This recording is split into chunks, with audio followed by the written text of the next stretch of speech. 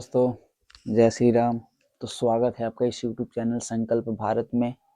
ये मेरा यूट्यूब का सबसे पहला वीडियो है जो कि मैं अपलोड करूंगा। और मैं बता दूं कि मैं यूट्यूब पे ये इंग्लिश फाउंडेशन पढ़ाने वाला हूँ, बिल्कुल जीरो से एडवांस लेवल तक को। तो एक बार सिलेबस में देख लूँ कि क्या क्या पढ़ाऊँगा यूट्यूब पे। तो कॉमन एरर को पढ़ाऊँगा, उसके बाद इम्प्रूवमेंट सेंटेंस को पढ़ाऊँगा, उसके बाद फिल इन द ब्लैंक्स पढ़ाऊँगा, उसके बाद साइनो एंटो और वन वर्ड सब्स्टिट्यूशन और इडियम्स फ्रेज। ऐसा बोला जाता है कि ये किसी भी एग्जाम के लिए ये रीढ़ की हड्डी माना जाता है। साइनो एंटो, वन वर्ड सब्स्टिट्यूशन और इडियम्स फ्रेज ये स्ट्रॉन्ग है तो किसी भी इंग्लिश का पेपर में नंबर आने के चांसेस बहुत ज़्यादा होता है अगर ये स्ट्रॉन्ग है तो। अदरवाइज किसी भी एग्जाम में किसी बच्चा का नंबर कम आता है तो वो साइन और एंटो की वजह से कम आता है।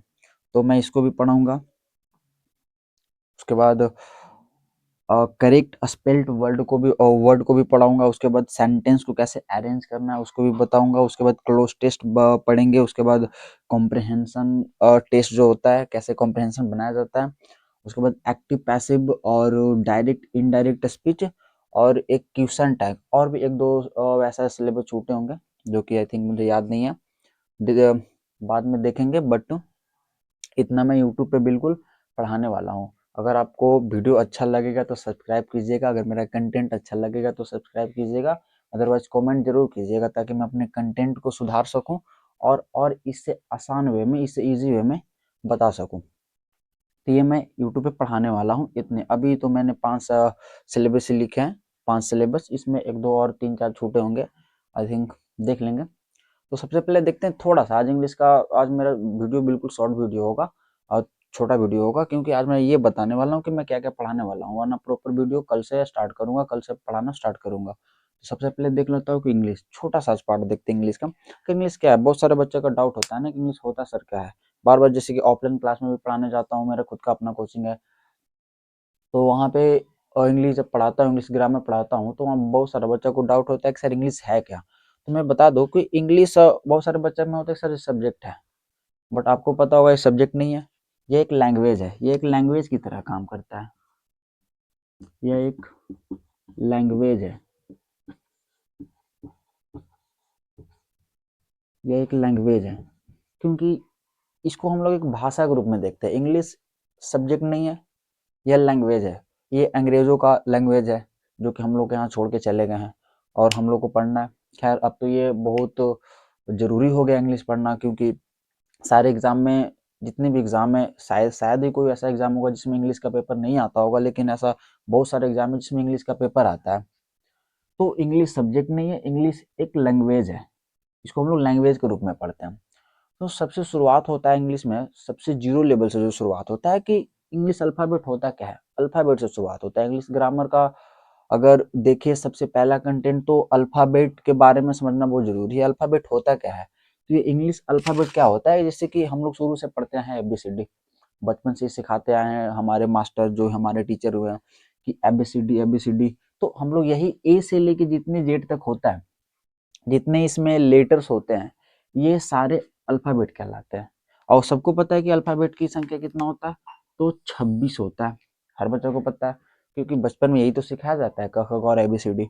तो इंग्लिश अल्फाबेट होता क्या है, तो यह एक ए से लेके जेड तक जितने भी ग्रुप, ए से लेके जेड तक ग्रुप में जितने भी लिखे जाते हैं, जितने भी लेटर को लिखे जाते हैं, ये अल्फाबेट कहलाते हैं। और इसकी संख्या कितना होता है, 26 होता है।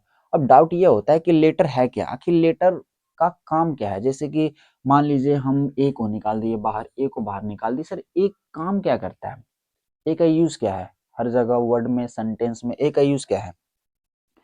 तो सिंपल ये जो काम करता है ना, जिससे कि ये क्या करता है, जैसे लिखा हुआ है कि ये रिटन और प्रिंटेड साइन, यह एक लिखित साइन है। जैसे मान लीजिए हमने ए लिखा, हमने ए लिखा या बी लिखा, सी लिखा, तो यह एक लिखित प्रिंटेड साइन है जो कि क्या करता है, किसी भी साउंड को, किसी भी लैंग्वेज को बोलने में ध्वनि का प्रतिनिधित्व करता है। और इसका कुछ खास काम नहीं है, लेकिन ये क्या करता है, यह एक लिखित साइन है, एक लिखित चिन्ह होता है और किसी भी लैंग्वेज को बोलने में उसकी ध्वनि का प्रतिनिधित्व करता है।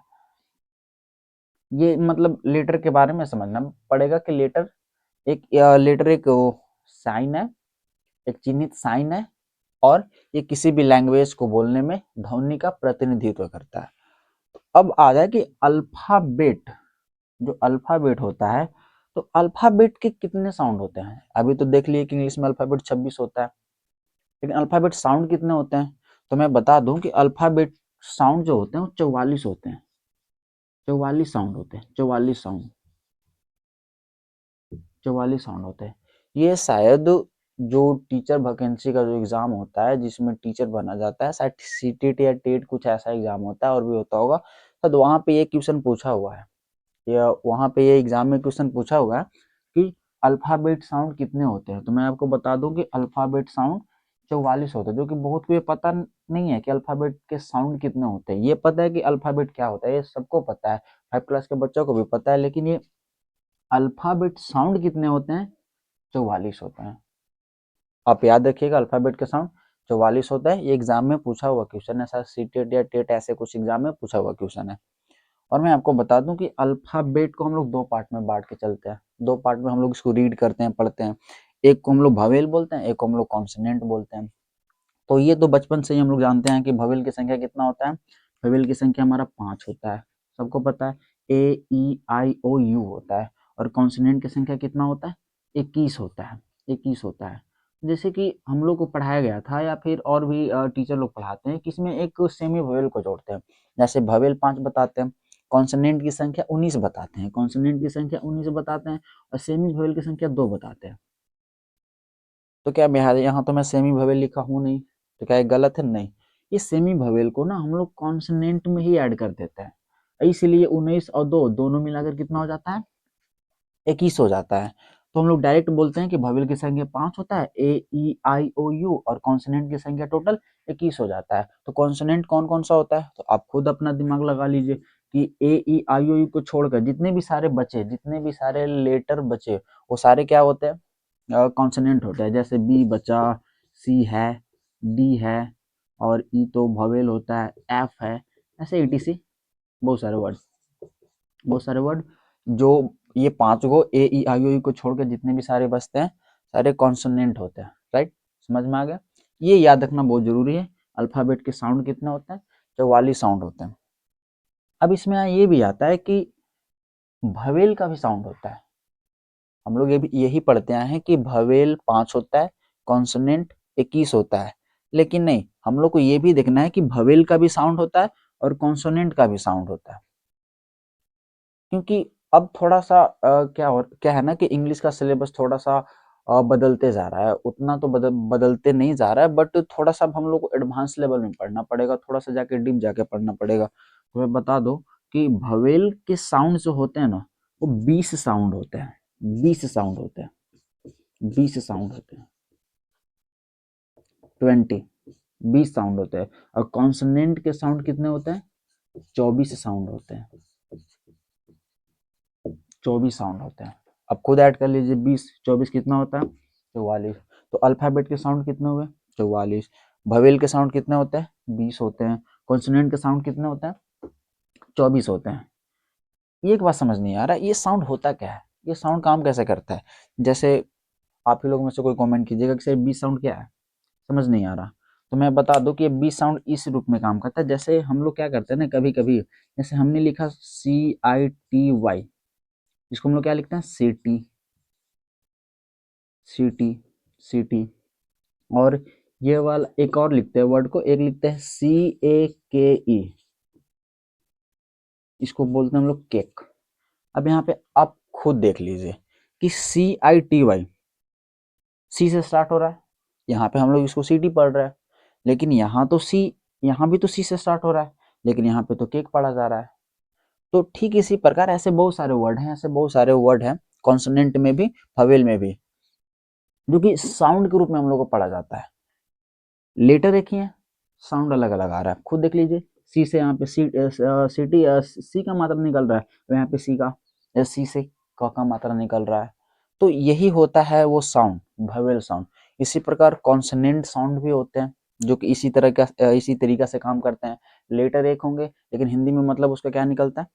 अलग अलग निकलता है। तो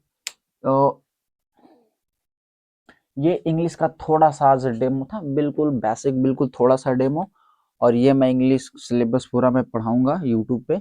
बिल्कुल, अगर आपको अच्छा लगेगा तो आप सब्सक्राइब जरूर कीजिएगा, नहीं तो कमेंट में जरूर बताना है, ताकि मैं अपने कंटेंट को और सुधार सकूं और बेटर तरीका से और आसान वे में समझाने की कोशिश करूंगा। बट मैं प्रॉमिस करता हूँ कि मैं जो भी पढ़ाऊंगा वो 100% आपको समझ में आएगा। आप किसी भी एग्जाम का पेपर उठा के देखिएगा, आपसे पेपर लगेगा, आपसे क्वेश्चन बनेगा, सोल्व होगा।